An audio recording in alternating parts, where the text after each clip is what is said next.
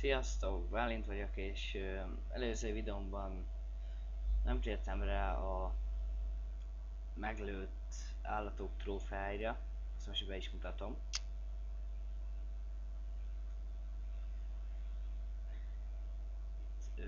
Különböző csoportokba választhatunk. Van a tipikus, vagyis a szarvas, a nem tipikus, és a agancs nélküliek között.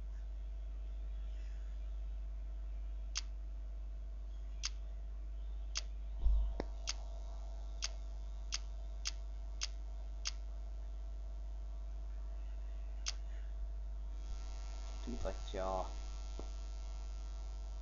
az elejtésnek az időpontját, egzotikus-e, aztán mutatja hány pontot kaptál érte, hány méterről lőtted, és hogy nehézségen.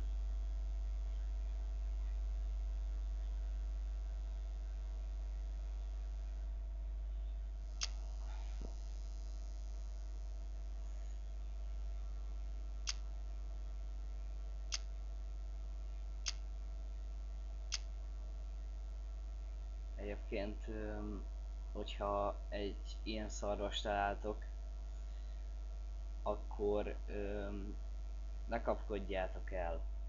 Cserkészétek be, figyeljétek a szélirányt, és egy jó lövéssel el lehet ejteni. Ne kapkodjátok el, mert abból csak baj lesz.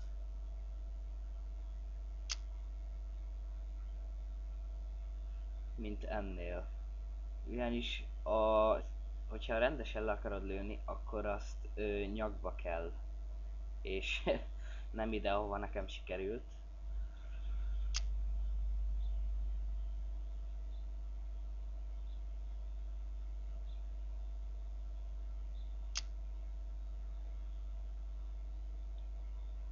Hát ott van a nyaknál a lövésnyom. Ezt is elbasztom. Igen, ezt is. Mindegy. És még lehet kapni ilyen kis kupákat is. Nekem most csak ez az egy van, még tegnap kaptam meg, úgyhogy próbálok még begyűjteni.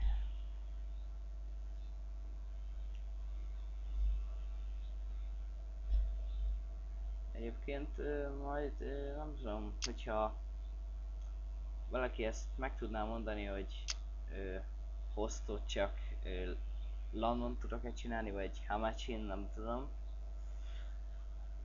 Ha Hamachin lehet, akkor segítsetek, légy szíves.